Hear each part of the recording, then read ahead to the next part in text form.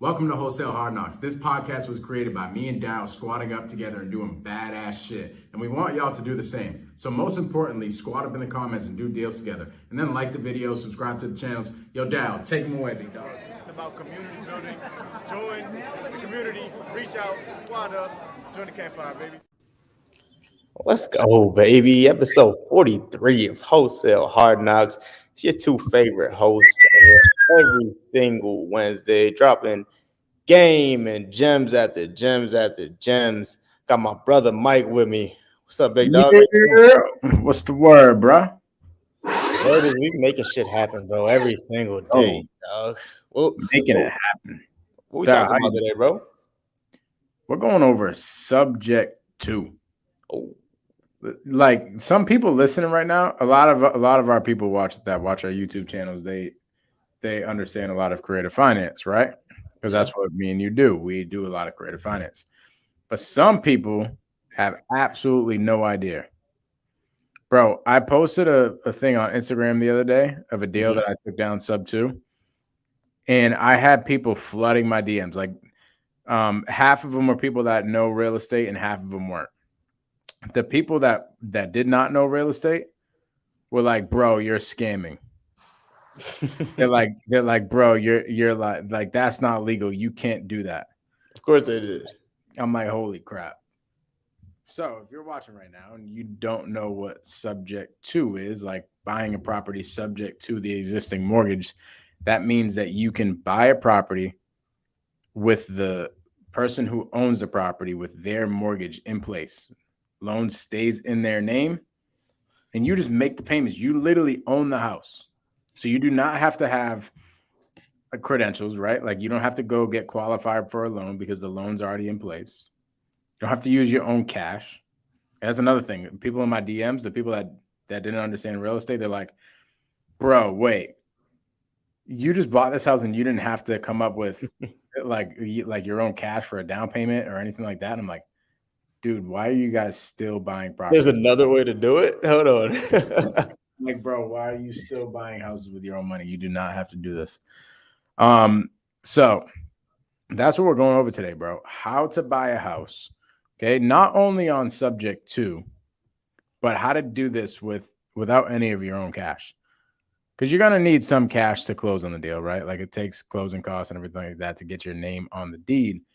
But we're gonna go over like how these subject 2 transactions actually happen, like into the weeds of subject 2. Honestly, bro, I think it's my new favorite strategy. I go through these phases, right, where I just love Bro, hold on. Time out. I thought I'd never hear this day. Hold on. I know. Hold on, bro. Hold up. Mike Gomes is saying that sub 2 is his favorite strategy? Bro. What happened, bro? What happened is I closed on one that's going to make us a lot of money. I'm like, holy crap. No, but honestly, I go through these phases where like, I don't know, deals will come in like from everywhere, right? Because we have a bunch of different type of lead gen sources. And sometimes, you know, a lot of people see me doing novations. So I get a lot of novation leads coming in, right? And then sometimes people see me do subject 2 deals and those come in. But like, so I would say a couple months ago, I was heavy on novation agreements, right? Which I still am. We're crushing novation agreements. But like what I'm excited about, I was heavy excited on novations. And now I'm heavy excited about subject 2 because holy crap, there's going to be so much. There has been so much opportunity, but like what is happening right now, bro, is spooky. Like I'm seeing foreclosure leads come up like every single day. I was talking to my acquisition manager today. I'm like, bro, you know that I could probably like do a deal a day just in my DMs. Like just hanging out in my DMs and my text messages and stuff. If I really like forced it with the people sending me leads and stuff, I could probably do a deal a day if I really wanted to. And with that being said, when I'm getting all these sent to me right now, like half of them are freaking foreclosures. So many going on, bro. Dude, it's crazy. So guys, Daryl, break down your definition of subject 2. Like what is a subject 2 deal? Bro, it's one of the let's talk about Well, all right, let's break it down. Sub two, right? So a lot of people think that the deed and the mortgage are tied in together, right? When you buy a house, a lot of people think when you buy a house, the mortgage, you can't own the deed without owning the mortgage, right? But they're two completely different things. The mortgage is the debt, the deed shows the ownership, right? So subject to, the act of subject to is me purchasing this property subject to the existing liens in place, right? So we're going to leave those liens in place.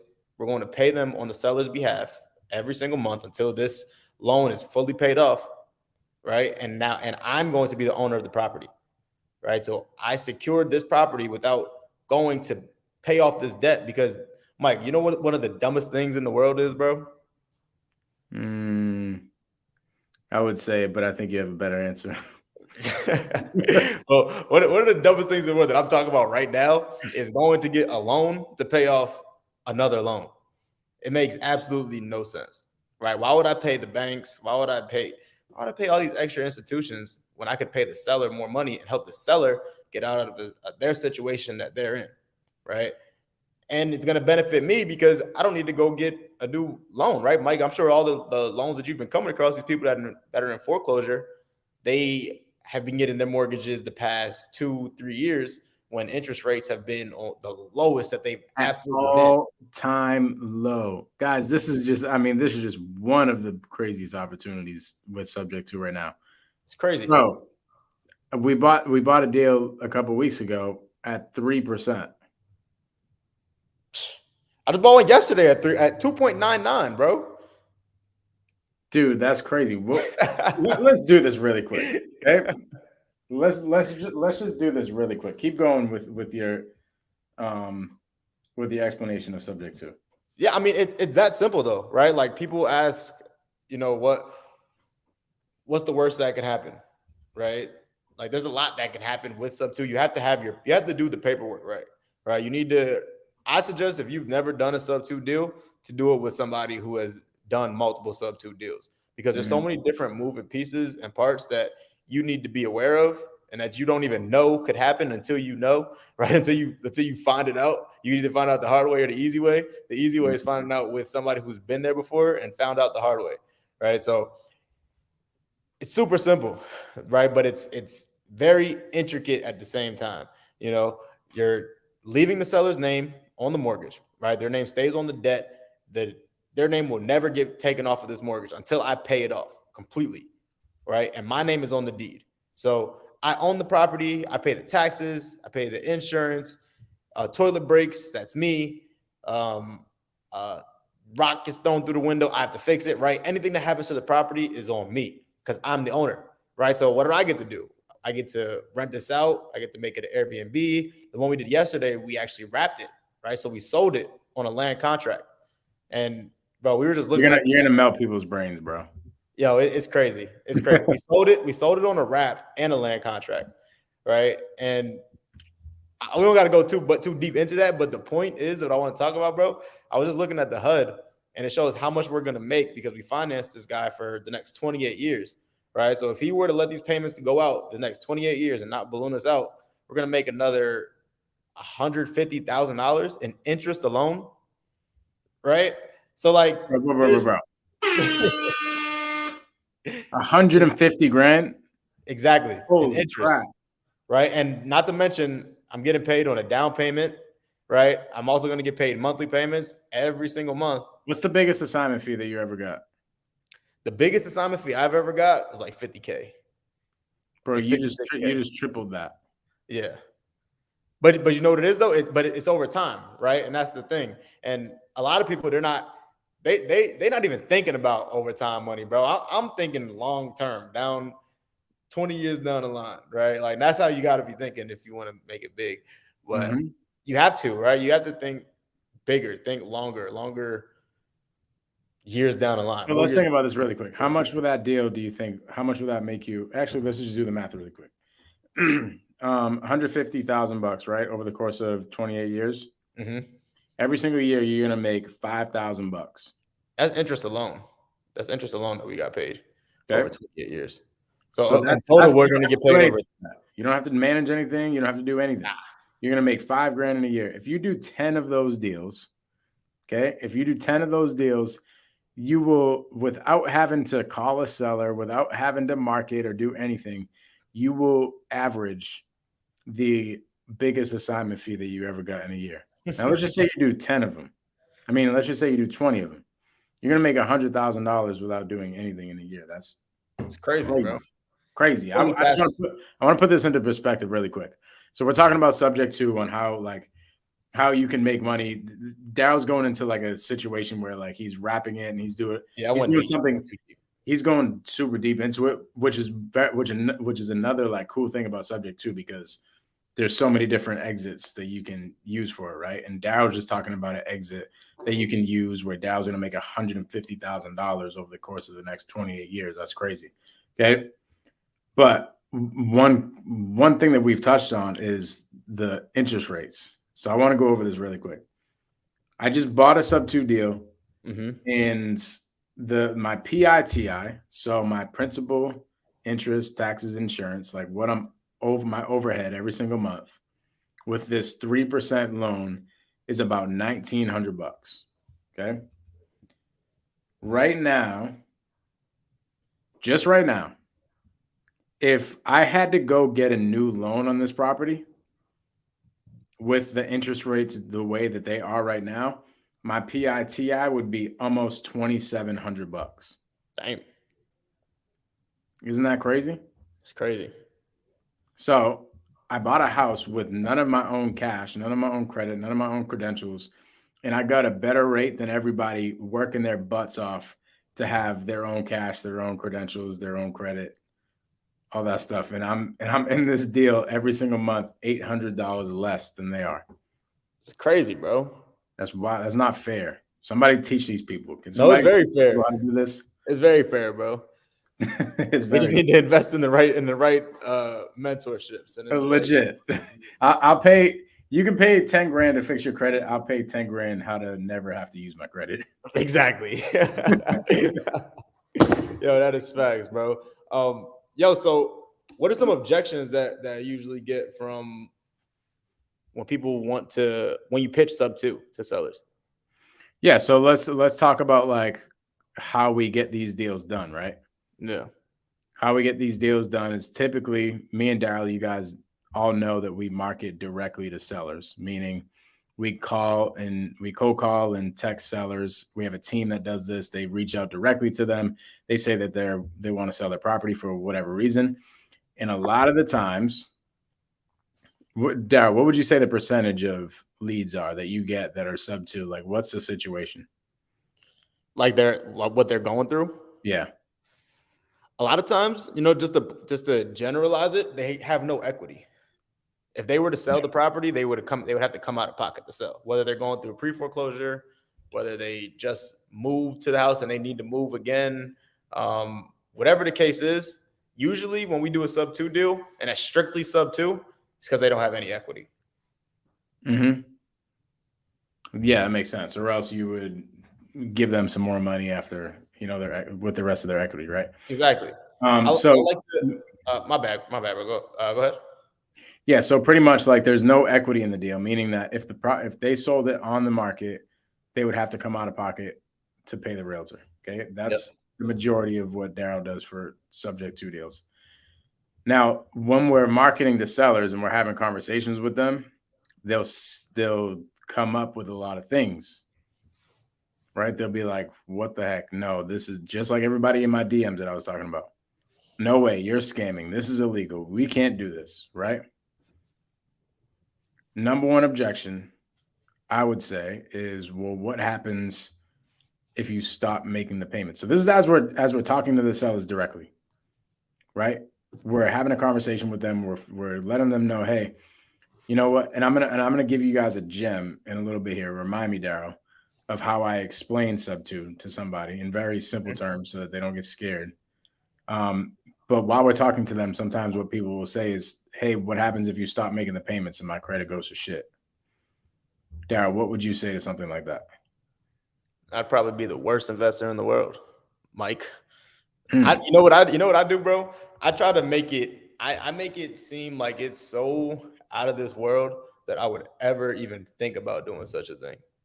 Mhm. You know what I'm saying? Like first, I'll say, you know, worst case scenario, right? And we're talking worst case scenario. If I were to get, you know, eaten by the snake people, by the freaking, I don't know, the freaking You better watch out. chupacabra. If I get attacked by a chupacabra in Mexico, you know, They have them shits in Arizona, bro. we're not too far from it. We're not too far from Mexico, bro. I know the Yo, chupacabras out there. I'm going to Arizona to the sub-2 property that I just bought. And I'm talking to my Airbnb manager, and I'm like, hey, I know you guys have a lot of scorpions out there. Like, should I be worried? And she's like, yes. When's the last time it was sprayed? And I was like, I have no idea. Probably not for you. And she's like, yeah, spray that thing. Yeah, there's a lot of things that go on out here, bro. Love it. So somebody says, well, what happens if you stop making the payments? Yeah, if we stop making the payments, right? One, I will probably be somewhere in the corner crying, right? And actually, what I'll ask them, bro, I'll say something like, "Why would I do that? Why would I not make a payment? Like, why would I pay you a down payment, right? Pay you monthly payments, come in and upgrade this property to just not make a payment and lose my asset? I'm not in the business of losing properties, right? I'm in the business of buying houses, feeding my family, and providing homes for other families to live in so they can feed their family, right? So what makes you think that I would just do all that just to not pay you? That's really good, bro. And that's the harder thing to say. Yeah. Right? Like I was talking to my acquisition manager today. I'm like, bro, we got to start asking the hard questions, the uncomfortable questions, or say the uncomfortable things that nobody else wants to say. That's what gets us the information, right? Yep. So a lot of people will say in this situation, oh, well, you know, you would just get the property back and just tell everything about the benefits of the seller rather than just being like, yo, why the hell would I do that? Right. Why the hell would I do that? Because here's what happens. Somebody will start going into the weeds of like how they're protected, right? And all these little intricate things. And maybe we can go into all the little intricate things that protect somebody and everything we can put in the contract to protect them and all this type of stuff. And then they create more work for themselves. Then they have to go and they have to redraft their contracts and make sure that, you know, everything is on the up and up in their contracts, right? And that's what that creates. So when you go to get the contract signed, because you as the salesperson have set the tone, right? You've set the tone of where like, oh, we're going to put in the contract that we're going to do that. Now you're creating more work for yourself. You got to go into the contract. You got to draft up everything. You got to walk the seller through the contract line by line to make sure that they see everything, right? And you're just creating more work for yourself rather. And now we're talking more sales. Rather than doing that, just say something as simple as, why the hell would I do that? All sales is just making something so simple and easy for somebody and making it such an easy, smooth transaction so that the people don't get spooked up. Yep. And then what I was going to say is just to keep somebody calm, instead of going into the weeds of saying, hey, we're going to take over your mortgage payments and we're going to use a servicing company and we're going to do this, that, and the other. And you're explaining all the intricate things. You don't explain the intricate things. Explain the high level things. Explain the high level things and make it simple. So all I say is just, hey, what it would look like is me taking over the responsibility of your house and mortgage.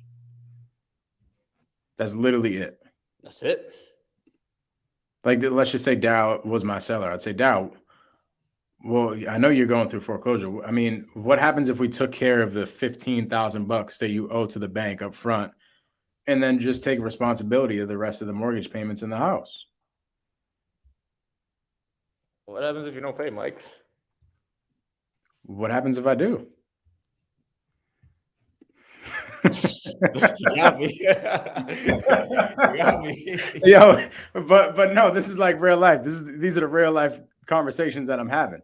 But a lot of people will get so scared and they put themselves in the seller's brain already. And they'll start saying things like, oh, well, Dow, what if I just took over your mortgage? I would take deed, would hire a servicing company to do all the payments. I would make the payments every single month. And then let's just say that you're worried about the me not making the mortgage payments. We'll put something in there that says that you can foreclose on us if we're ever late. And then they're going into the weeds of the whole thing. Bro, true story. Not to cut you off, bro, but true story. Like real life. I have a deal. I own a house right now, and one of my toxic traits is I don't read shit before I sign. I just sign the shit. You know what I'm saying? I just be signing, bro. So this guy's crazy. so this particular deal I signed, right? And this is a seller finance. Shout out to Nick Vlay. Nick negotiated some of the worst terms I've ever been a part of, bro. So this is shout out to Nick. The terms are good. The terms are good, right? $700 a month, they're good. But the repercussions if I miss a payment are the worst, bro. I'm late. I'm considered late. If I don't pay on the first by 12 o'clock noon, I'm considered late. Congratulations, you played yourself. And guess what happens if I'm late, bro? What? At the lender's discretion, the seller's discretion, yeah, I have to pay $500 per day. This shit is late. Damn. Have you ever been late? A couple times because I didn't read shit, bro. I didn't realize that I was late after 12 o'clock. And I was paying her at like 5 o'clock, 6 o'clock. Did you pay him the $500? Fuck no. I hope she's not watching this. Bro, that's wild. Bro. What up, Mike? What's going on, yo? What's going on, dude? What are you guys doing? Talking about deals you locked up? What's up, We're too? talking about subject too. I miss you, yo. I miss you too, man. How's the weather? It's cold. It's But cold. we're warming up. You know what I'm saying? I'm actually coming out to AZ, so I'm gonna be in the heat in a little bit. Nice. Not this upcoming weekend, the weekend after, Marlon and I are going to Tampa. Are you going to Abraham's thing? No, I'm not. So what'd you say? Not this weekend coming up, the next one? The 23rd? I think that's when he'll be here. Dang it. I'm gonna miss you. How long are you out here for? Like a weekend. Oh, you have to stay here longer. It's chilly here though. Don't think it's like hot. This morning I went for a walk. It was 34 degrees. It was 38 degrees, and I went out. Damn, it was warmer here. Yeah, no, it was like that's early. I mean, I went for a walk at 5 a.m. So 5 a.m. going for a walk right around the time. All right, I'll stay in Boston. 58 right now. It is. Give people some sauce on sub too, Caroline. What's up? Some sauce on sub 2? Yeah, so Caroline, you crush subject to, right? Like you crush these subject to deals, and we're teaching these people exactly what subject to is. So explain like what is your idea? Let's have Caroline do this since she runs a daily dial every day. What is the best way? Well, what is the best advice you can give somebody when pitching sub to? All right, so I'm gonna go back even further just a little bit. First and foremost, most people don't want to do sub 2. Like they don't need to do sub 2, is what I'd say.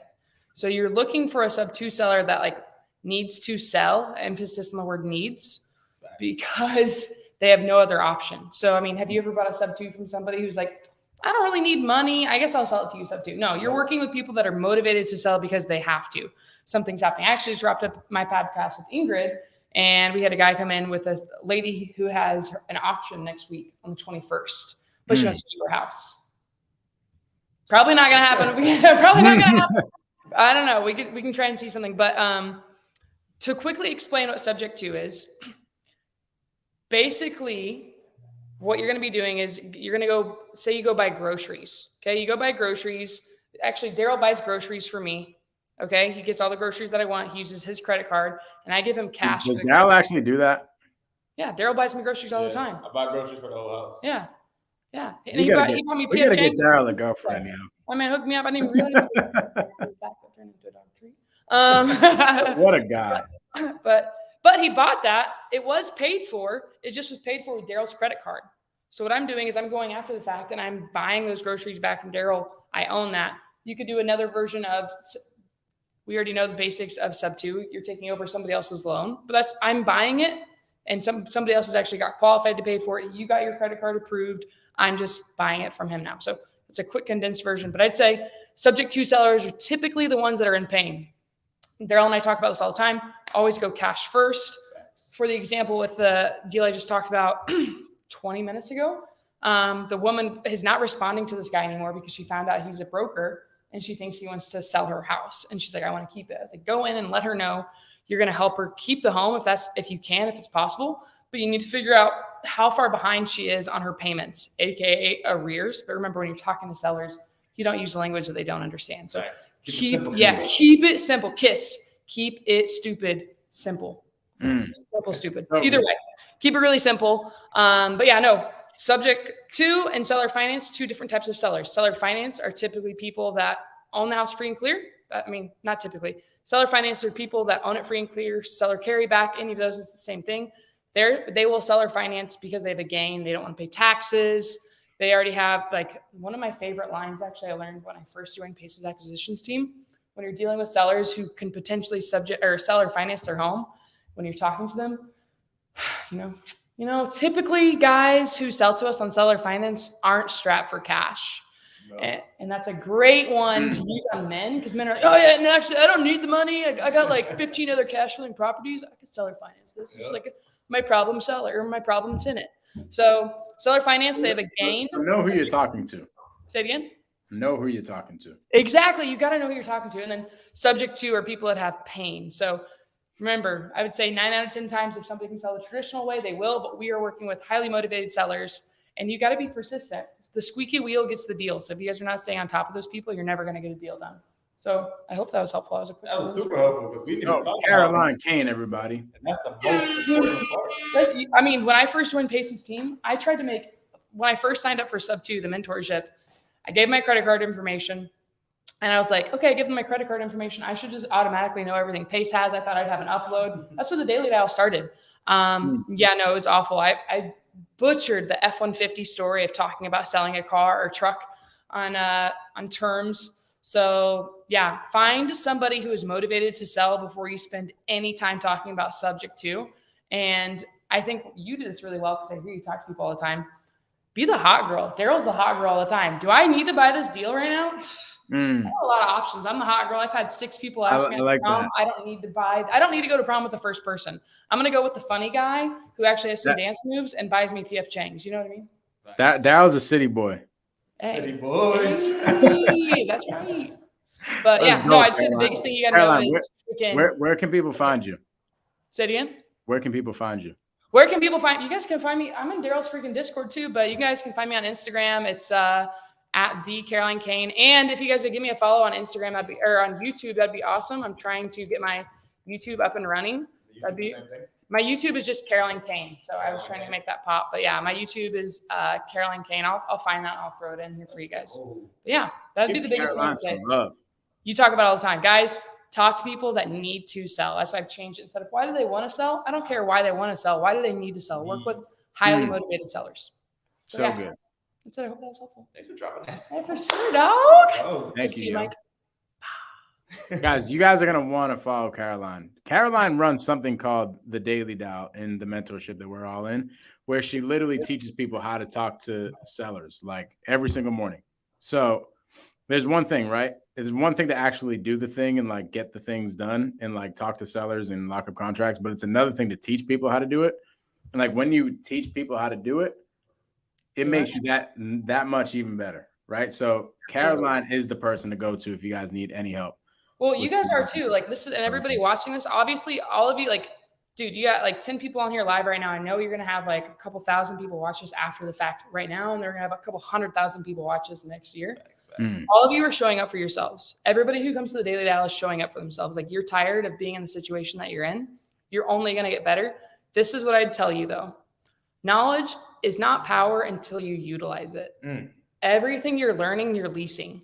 Until you teach somebody else and you break it down, it's worthless. Like I have very intelligent family members that have gotten multiple degrees, multiple master's degrees, and they're not making a lot of money. Like they're making like the bottom of the barrel amount of cash because they're afraid to take action. Failing is what's going to help you get to the next level. Squatting up with these two guys going to help you. Work with somebody, especially when you're brand freaking new. Get into Daryl's Discord. Mike, do you have your own Discord? Or are you part of the Dog Pound? I'm in the Dog Pound too. The Dog Pound is. Ooh, are you a pit bull or are you at the Dog Pound level? We're both y'all pits. Y'all are pits. Hey, we pit bulls, yo. But now I have something called the Blueprint Facebook group. Okay. We're active in there. We're getting deals done. We done locked up some community members' deals over the past couple of weeks. It's been great. That's awesome, guys. Use these people. But the biggest thing I'd say at the end of the day, you need to find people that are motivated, that need to sell. You need to take the action and fail forward. And if you don't know how to close a deal, bring it to Daryl, bring it to Mike, have somebody on their team talk to them. If they're available, they will talk to them and listen to the recording and ask questions. Like, failing is the way to learn. There was actually, I talk about this all the time, but I'll say it for your podcast here. Sarah Blakely, the woman who created Spanx, all the women who know what Spanx are, I'm sure most men do. It's something you wear under dresses. It's just a slip. Her dad, every week every Friday night, he would ask his kids at the dinner table, what did you guys fail at this week? And he was getting them to be comfortable with failing because it means you're trying. So if you're sitting here and you're just consuming content, you've taken like the beginning first step. As soon as you learn something, implement it and fail forward. And I would actually say we've talked about doing the miracle morning as a household, and you kind of already do it on your own. Write down what you messed up with each day and how you can make it better. And that's how you're going to learn it, like improve. So talk to people that need to sell. It's all a numbers game. Don't waste your time if they're not motivated. I mean, we talk about that every Friday morning when you're on the daily dial. So yeah, that'd be the biggest thing I'd say. Network with your groups. You got the blueprint, you got the dog pound. All of you that are on here, actually, like, where's everybody from? We got like 11 people live right now. I want to see where everybody's from. This is awesome. Let's see this question. Yeah, let me see in the chat. How do you guys usually help the seller and find the bunnies? Want to genuinely help the sellers, even if we don't profit. That was actually going back to just talking to Corey about his seller that is going to have her house auctioned off. There's another guy. Do you have your LLC, whatever your business is, up on Google yet when you do deals? No. Have you helped a lot of people that are in pre-foreclosure? Yeah. What about you, Mike? Mm-hmm. Okay. You both need to get your Google account up, your business. And every time you help somebody, you need to ask them to give you a review. And it's coming directly from that seller. Okay. What you should have them say is like, listen, Daryl helped me keep my house. Because if they're in financial distress and they've missed a payment or they've missed a year of payments and they're in foreclosure, they weren't able to catch up and they were going to have a ding on their credit. And for 7 years after that, they're not going to be able to get a loan or whatever it may be. They're going to be able to write you a really great review. Daryl helped me save my credit. Daryl gave me some money when I was going to have to short sale with the bank and loot and make nothing. Like, he really helped me out. These people that are in distress and they can't catch up their arrears, they're going to remember that you helped them out, and they're going to go back to you in the next year if something else happens. They're like, you helped me out the first time. I want to sell my house to you because I know, and trust you. That's the big, big, big nugget that I'd say. So how do you usually help a seller and find the bunnies? You've got to be more interested than interesting. It's got to be an 80-20 talking. What's up, Shubs? Is that holy crap? Carolina's dropping gems. Yeah, she's spitting, bro. I'm just letting her go cook. back to all my sellers and send my Google account. No, really, be more interested. Like, if you're all like, no, but have you ever gone somewhere and you've met somebody and they're like just asking you about yourself?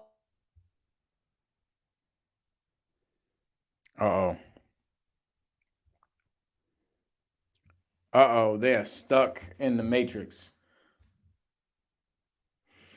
Caroline Kane, everybody. Caroline is a beast. So like I was saying before, she pretty much coaches everybody. Like, probably has like 100-something people on a Zoom every single morning teaching how to talk to sellers. Okay. So not only just subject to deals, this is cash deals, this is seller finance deals, this is all the deals. She's over there teaching people how to get the things locked up on a contract every single morning for like, I think it's like 4 hours a day. So she knows her stuff. So if you guys haven't already, go follow Caroline Kane at the Caroline Kane on Instagram. She's also growing her YouTube page. Go find her on YouTube. But to extend the conversation as far as subject to goes, we went over exactly like what we should say to these sellers, right?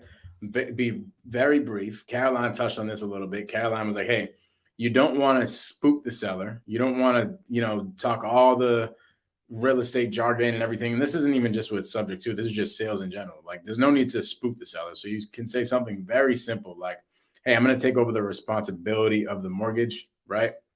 That way it's not in your way anymore. You don't have to worry about it anymore. You don't have to worry about the house anymore. I'm going to take care of the mortgage payments. I'm going to take care of the foreclosure, all the things, right? Without going deep into the weeds on how the deal actually gets done. Okay. And it's important to figure out how to get these deals done, because a lot of investors, a lot of realtors, a lot of real estate professionals will go into their profession and go into their sales departments with maybe 1 or 2 tools in their tool belt, right? If you're a realtor, what do you got? You got a listing, right? Maybe you fix and flip or something like that. You can buy a property in cash if you're a cash buyer. Maybe you can buy a property in cash. Maybe you can refer to a realtor, right? But all these other tools in your tool belt will allow you to, 1, make more money, but 2, more importantly, help more people. Like, what are you going to do if you're a realtor and you go on a listing appointment and the seller says, yeah, I want to sell my house. I'm looking to sell it for like 220 grand. Okay. And the realtor's like, well, damn, I think I'd only be able to get you maybe 210.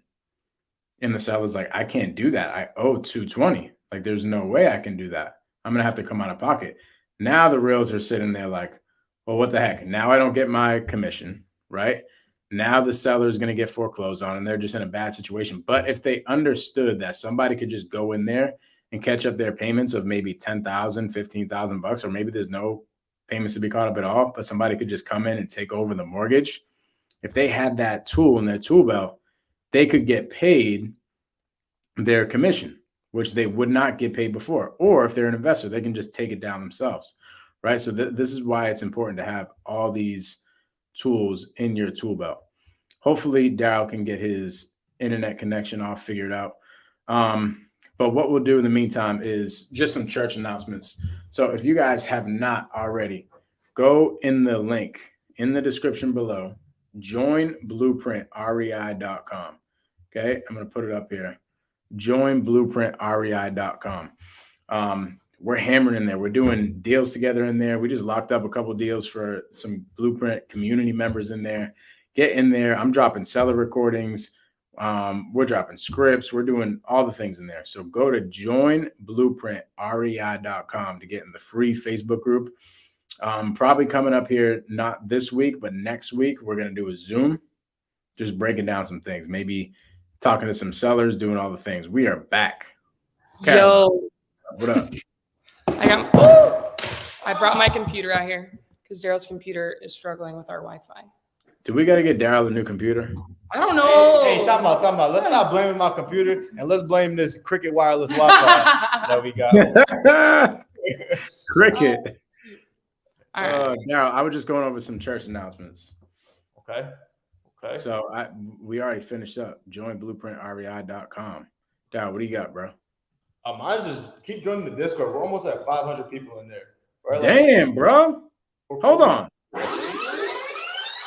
Ooh, we got sound effects in 500 people, yo.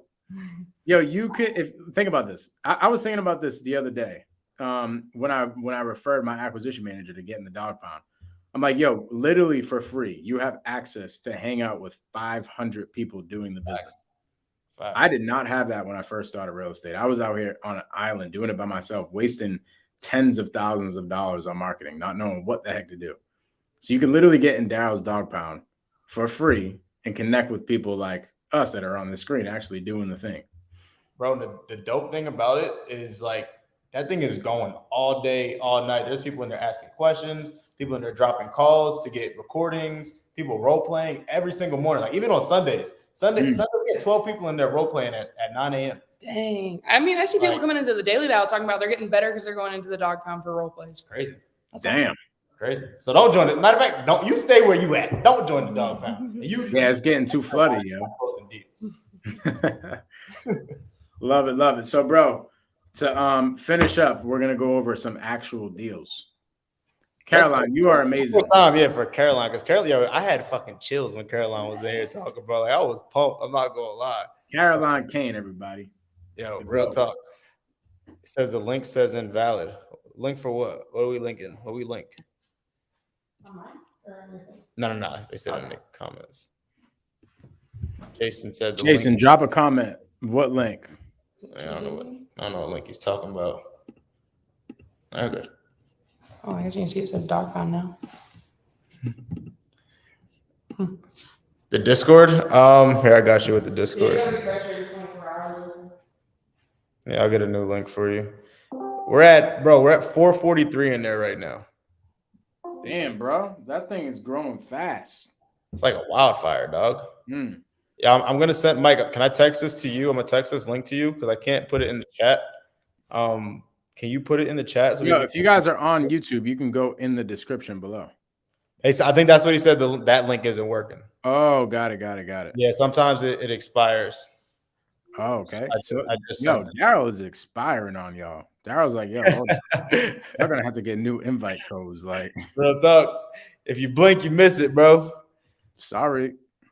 Yo, what I want to hit on though. Do you have more announcements? Do you have more church announcements? We're good, bro.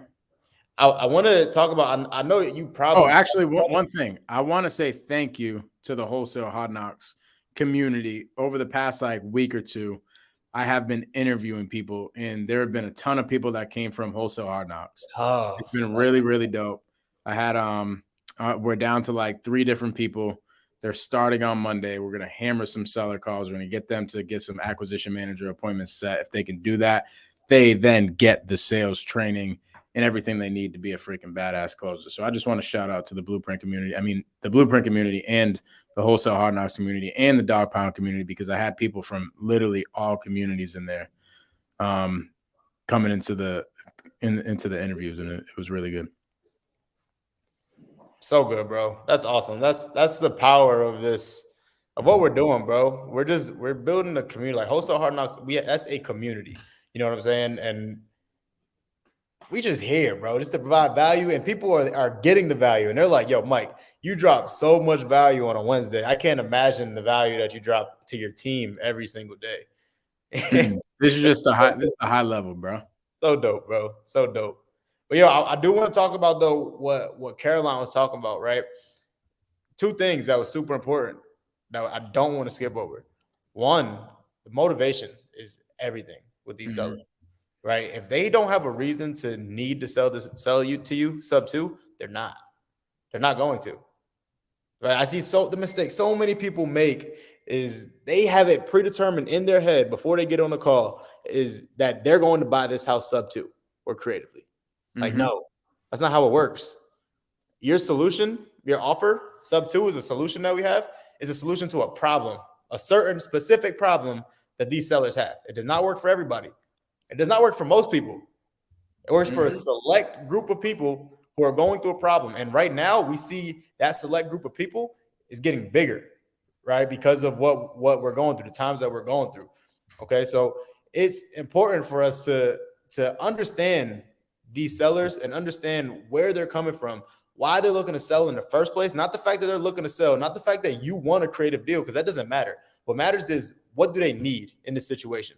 What's going to solve their problem? Bro, you know what it's like? All it is I was explaining this while you guys were gone. It's another tool in your tool belt, right? So it's like if you were a contractor going over to a property, you just got a call on some homeowner that says, hey, I have a ton of issues going on. The plumbing's leaking. I don't know, my electricity's not turning on. Talking about the whole entire household being messed up. And that contractor goes over there knowing that he's a licensed electrician, a licensed plumber, a licensed GC, all the things. And he goes there only with his roofing materials. Is he going to be able to solve the problem? Hell no. No, he's going to need all the tools in his tool belt. So what I was saying is I was like, let's just say you're a realtor and you go into these listing appointments and you find somebody who needs to sell their property for $220,000 and you're like, dang, I can only get you $210,000. And the seller's like, well, I can't do that. I'm going to come out of pocket. I don't even have the money right now. Right? How are you going to get that done? How are you going to get your commission? And more importantly, how are you going to help the person in front of you? You got to have more things in your tool belt. So that's all we're trying to give you here. We're just trying to give you as many things in your tool belt as possible so that you can go in and help somebody's solution and make some money at the same time. So good, bro. We have a question Joel just asked. Can you highlight that, bro? I don't have access to that as I'm not on my computer. Joel says, well said. This is awesome.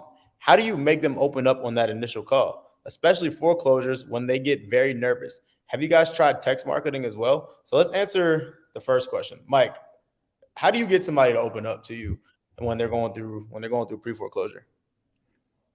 You want to know something? I don't know if you're ready for this. Are you ready for this? I'm ready, bro. I'm about to drop some sauce. Y'all gonna want to take some notes. Okay. Like real talk. Hold up. All right, I'm ready. I ask. That's it? That's it. You just asked the question. I literally just ask. What do you ask? What's going on? What's the problem, right? Yeah, what's going on with the situation? Tell me. That's it, bro. You just have to care, you know? Now I do want to hit on what I think Joel is talking about, right? Because what you're saying is 1,000% right. You just asked the question, right? Mhm. And this is even more just like, I don't know the word I'm looking for, but No, realistically, Joe, like what I'm trying to say is there's so many things that go along with just asking things in the call. Like everybody always asks, "Hey Mike, how do you always get the number out of a seller like so easily? How do you always get like all the things out of the sellers?" But I literally just asked the very, very simple questions, but I ask it in a way that it's like digestible, right? And that it makes sense for why I'm asking. So sometimes, right? I was just on a call with a seller today talking about this. You got to plant seeds when you're about to ask these tough questions. You ask them super regularly. But if you have a sense where Joel might be asking here, hey, he said something where somebody was very nervous, right? I was talking to a seller today and they were I could tell that like there was something going on. Maybe they weren't nervous, but they just weren't like ready to have the tough conversations, right? So I say something like, before I ask a question like how much is left over on the mortgage, some people could take that as super personal, right? So before I ask something like that, I'll say, hey, I'm going to ask you a question and it's going to make a little bit more sense with the follow-up question. Or it's going to make a little bit more sense of where I'm going after we talk a little bit more. And then I ask the question. I like that. So it's not what you ask, it's how you ask it. One thing too, bro, you expect to get the answer to the question that you're asking. Like you're not asking a question where you're like stuttering and mumbling and not sure of yourself and don't have the confidence. You're asking the question with confidence, right? You're expecting them to give you that answer, right? One thing that I do to bring up like the foreclosure situation, a lot of the times, right? A lot of times we already have a note saying that this person is in pre-foreclosure, right? And we all have done it before. We've all had these conversations with sellers and they're like, we see that they're in pre-foreclosure and it's just not coming up in the conversation, right? They're just avoiding it. You're trying to ask the right questions and they're just refusing to tell you that they're in pre-foreclosure. What I do is I'll just address the elephant in the room, right? I'll say, I'll act really confused and I'll act like I just stumbled across something and I'll just say, hey, I just pulled this up on Zillow. And if I'm wrong, if I'm out of place, Mike, just tell me to kick rocks, right? I promise I'll be okay. But I see something that says something about an auction. Do you know anything about that? Right. And That's so good. they're just like, yeah or no, right? They'll tell you exactly what the situation is. That's really, really good, bro. And to point out with that, Daryl's not leading with that, right? Daryl's not getting on the phone and just saying right away. And then to back up just a little bit, Joel was asking that question probably for this, right? Probably for something where like, hey, some sort of example that you just said. But what Daryl does is Daryl will build some credibility. He'll bond with the seller. He'll do all the things on the call. And then when it isn't coming out, Daryl's objective is to just ask, hey, give me the rundown of what's going on. And they give him the rundown. And then Joe pretty much is asked, oh, what happens if they don't give you the rundown of the foreclosure? How do you get that out of them? After you have bonded, after you have built credibility, after you've done all the things you're supposed to do in the sales call, then you can do something what Dow just said. Just, act confused. Hey, what's going on? I see this here. It says that your house is going to auction. Do you know anything like that? Here's why I say this. Okay. I made a super big mistake. Not big, like I recuperated it and everything was okay. But I almost screwed up a call the other day. A wholesaler brings me a lead, right? And he's telling me, he's like, Mike, this guy has this property and it's a short sale. It's supposed to be a short sale, right? I told him, I explained short sale to him. Can you get on the phone with him and explain the short sale process? And can you refer him a short sale negotiator. I'm like, all right, yeah, cool. Mhm. So I call the guy and I lead off with this. I said, hey, my guy John was telling me you might need some help with the short sale process. Guy got super offended. Short sale? What are you talking about, short sale? Right? He got super defensive in the whole entire thing. But it was because I didn't lead with all the things that I was talking about before Daryl starts acting confused. Right? Yep. I didn't lead with, hey, give me the rundown of what's going on with the situation, right? And I didn't bond with him. I didn't build any rapport. I didn't break down the situation. I just went right into, hey, short sale, because some dude told me that it was short sale when it was not a short sale at all. Yep. They just thought that. And I should have known better than that, right? But in reality, leading right away with something like, hey, you know, I was coming in to help you with the short sale. I'm coming in to help you with the foreclosure. Is Quick way not to how go you're up gonna on. it's not how Mike, you're gonna get the information. you brought something up earlier, bro, and it was really good. And I don't want to turn this into like a sales thing, but I mean it is kind of what it's turning into. But to get the motivation, right? You said you want to bring that up smooth, right? You want to bring it up like it just comes in conversation, it's just regular in the conversation. And the best way that I do that and teach my team to do that, and we talked about it a bunch of times on Wholesale Hard Knocks, it's going for the occupancy, right? Mm. That's what I mean by that is when you get on the phone with the seller, right? After you set the expectation, let them know that you got to ask them questions to see if we're a good fit. The next thing you want to do is ask, you know, again, I had confused and I say, I can't see here. Is this property vacant? Is this rented? Is this a rental property for you? Is this one you're living in? Right. And once I get the answer to that question, I can now lead it in any direction I want and get the motivation because it's going to come natural in the conversation. Right. So if they say they're living in this property, awesome. How long have you been living here? 10 years. Wow. Why after 10 years you're looking to sell? What's going on? Right? Like that's just natural, right? Like I'm just naturally curious now. You've been living here for 10 years. Now after 10 years, you want to leave? It's an easy way to answer the question. Or ask the question. Right? If it's vacant, oh man, it's vacant. How long has it been vacant for? Oh, it's only been vacant for 3 months. Well, what happened before it was vacant? It was a rental. Oh, why not just put another tenant in there? Why sell it instead of just putting another tenant in there? Mm-hmm. Right now, it's just coming up in conversation. You know what I'm saying? And that was just natural. If they're living, if it's rented out, I would never consider selling one of my rentals unless there was a problem. Why would you sell this one? Right, and that way you don't have to ask them exact questions, right? But now when you lead that way and you get who's living in the property and you figure out what's going on right then and there, now you can take it any direction you want and figure out the motivation. Now it's just natural at that point. So good. I hope y'all are ready for the sales episode that we do. Real We already talk. did one before. Did too. But honestly, the reason why it turned into a lot of sales tonight is because in order for you to convert a sub 2 deal, you have to understand how to talk to these people and how to convert them into an actual contract. So that's why it's important. But Daryl, before we head out, let's break down your recent subject 2 deal that you did. Oh, bro, this is a good one. This is a good one. So we have a seller who he actually went to take advantage of there's a lot of COVID relief programs, right? So he had the COVID relief program, which was saying that he didn't need to make any payments for a certain amount of months. Yeah. Right? So he's like, hell yeah, no payments. Why would I make those payments? Right. Which, by the way, is like half of like a lot of my novation deals are foreclosure deals too. So half of these subject 2 and half of these novation deals that I'm seeing are coming from people who utilize the COVID forbearance stuff. Yep. Bro, a lot of people wanted to take advantage of it and they didn't read that. I'm going to give you guys a couple things while you're talking to sellers before I let you go. A couple things. When you find somebody who's been on COVID forbearance and their forbearance is up, here are the 3 things that's going to happen. You're going to contact the bank, okay? And they're going to have 3 different options. And every bank is different, but pretty much they're going to have these 3 different options. One is, let's just say the forbearance, they were supposed to pay $14,000 over the past 6 months or something like that.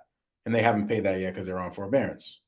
They might have to pay that up front, all the $14,000, or they can apply to get it tacked on to the back of the loan, right? And it just gets added on for another like 6 months on top of the loan to the back end, or they do something called a loan modification where they change the whole entire terms of the loan and everything like that and combine everything that's owed into a new loan.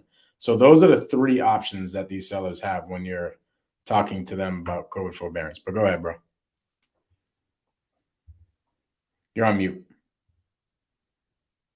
My bad. Yeah, that's what it was. He was going through that COVID forbearance, and he had agreed to pay his arrears by a certain date, right? And what happened was he did not have those arrears by this date, and he figured, hey, I need to sell this property, right? Him and his family figured they need to sell this property. This is actually a VA loan, right? So the guy's a veteran. Him and his family had a new place to go. They just went back on base, right? So they didn't really need the cash or the property. They just wanted to get out of this, right? He has $12K in arrears. He owed the HOA about $3K, right? So we came in and we said what you said, Mike. So somebody could come in and take care of that, right? And could pay those arrears and pay the HOA and make sure you don't have to walk away with paying anything, right? We actually give you money in this situation. We can give you money to walk away in the situation, right? Would you let us take over these payments? He's like, yeah, why not? Of course. So that's what we're doing, right? So we're giving him $15K down. I'm paying his arrears. We're giving him a good amount of money, right? $15K down. Out of that $15K, he's going to be paying his HOA off, right? And we're going to be paying his arrears, which is $12K. And then our wrap buyer is coming in. And when I say I'm paying this, I'm not paying anything. My wrap buyer is paying me. And then I'm paying that other stuff, right? So the wrap buyer is paying everything. So I'm out of this deal, $0 out of my pocket. And we closed on it and sold it same day to the wrap buyer. He's taking over these new payments, right? He's taking over the payments, sub 2. He's going to be making the payments every month on the seller's behalf. And I'm wedged in there in the middle like the bank, right? And if this guy ever were to miss a payment, guess who can step in and take over? Plus, you get everything that he gave you. I keep everything, right? So this property, this is actually a little tricky, right? Because this is a VA loan, right? So we actually had to self-perform on this because with VA loans and FHA loans, it's really tough. A lot of title companies won't give you title insurance because they say it's too risky. The bank may call it the loan due. There's a lot of stuff that goes on with FHA and VA loans that you need to be very, very careful about or you will lose the deal, right? So we actually had to self-perform this, Mike. So if nobody knows, if you don't know what self-performing is, we didn't even use a title company for this, right? My transaction coordinator did everything. She drafted, look at this, hold on. Let's see, I know I'm not freaking lying. You go to my hood. Yeah, the last one I did was FHA. We had to self-perform too. Look at this. This is the HUD. We still got a HUD. We still got closing docs. We got everything, right? And we just self-perform, right? Like we self-perform. That means my transaction coordinator, she drafted the documents. She coordinated the signing of the documents. She pulled the lien certificates. She made sure there was no HOA lien. She did everything, right? And then she's also going to be recording these documents. And now, since this is a land contract, we're actually not even going to record it. She's just going to hold on to it. We're just going to sit on to it. And we're not going to record it until I don't think they're going to balloon us out, but we're not going to record it until I'm not sure when. I'll have to ask, but we'll record it once. Bro, people's brains are melting, dog. Yeah, I already know. I think we'll have to do another deep dive on sub 2, bro. Maybe some more case studies and everything like that, right? But in all, we got this deal because we solved somebody's problem, right? We didn't. Okay, so let's break down the numbers really quick. Okay. How much was owed on the mortgage? All right. So what's owed? The total mortgage balance is 200 and hold on. Let me just pull this up, bro. I don't freaking know. We're doing too many deals, dog. You're doing too many deals, dog. All right, cool. So the balance, the seller's balance is $243,000. Okay, so seller has a property right now with a mortgage attached to it that has $43,000 left over on the mortgage. Okay. What are they supposed to make for a monthly payment every single month? So every single month. Oh yeah, Ella, that's not a bad problem at all. That's a great problem. But every month, and Tim, I did read the. Actually, I didn't read these docs. My transaction coordinator read them, and she said that we were good, so I signed. But the monthly payment, the PITI is $14.19 every month. Okay, so you have this property with a mortgage on it with $243,000 left on the mortgage to pay the whole thing off to make there be no mortgage, right? Yep. But every single month you're supposed to pay 1,400 something. $14.19. $14.19 every single month to that bank in order to make the payments on time every single month, right? Yep. Now, what Daryl did is of that 243, what was due? Like, what was the past due amount? So the past due amount was $12,000. $12,000. So this seller owes $12,000 to catch it up to speed. Yep. So Daryl was like, "Hey, seller, I'm gonna take care of your 12 grand. Don't worry about that. I'm gonna get you a couple bucks for yourself and for the HOA that's due. Okay. And then I'm gonna perform on that 1419 every single month. Yep. Every single month, we're gonna pay that 1419. It's no longer your problem. Okay. What Daryl could have done is Daryl could have just came up with the funds, used some private money or use his own cash to give the seller the money in order to catch up the back payments and pay the HOA and give him some cash, right? Come up with the 15 grand, buy the house himself, and then put a renter in there. Remember, he has to pay every single month. He has to pay $14.19 to the bank. And let's just say this property would rent out at $2,500. Okay.